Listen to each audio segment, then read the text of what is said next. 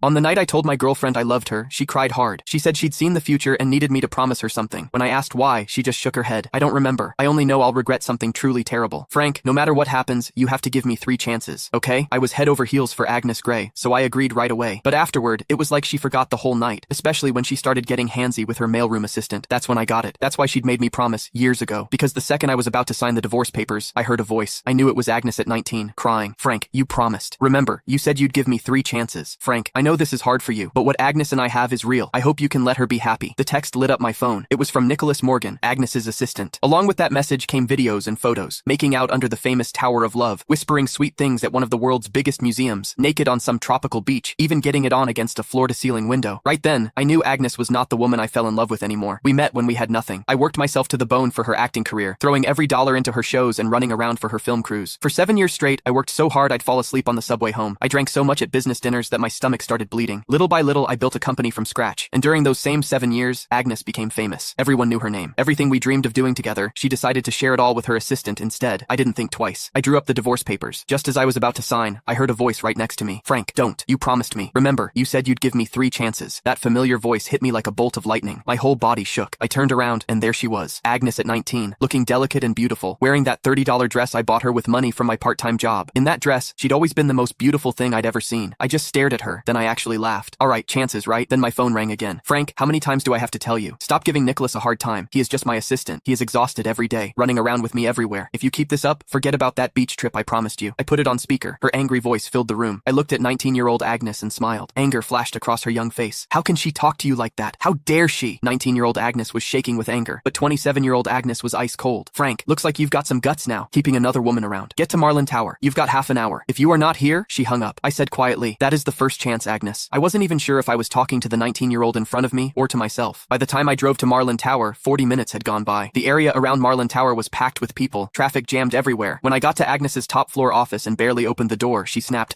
Frank, I warned you. You had 30 minutes to get here and now, I cut her off, turned around, and flopped onto the couch like I didn't care. Nicholas was there too. He kept his head down, eyes all red, his right hand holding his left wrist. My attitude seemed to set Agnes off. She slammed her hand on the desk. Frank, what is with that attitude? You still won't admit you were wrong? But before I could say anything, Nicholas jumped in. It is nothing really, just a watch. Don't blame Frank. That just made Agnes angrier. But instead of yelling at him, she held back and softened her voice. How can you say it is nothing? He is so petty. He even tried to steal the birthday gift he gave you. Don't worry, I am not taking his side. Then she turned back to me, her voice sharp as a knife. Frank, I am giving you one last chance. Give Nicholas his watch back. I'd lost count of how many times this had happened. No matter how many times Nicholas set me up, no matter what I said, it never mattered. The woman who used to trust me completely now only doubted me. Couldn't be bothered to argue. I stood up, took off the old watch from my... Click the link in my bio to get the full story for free.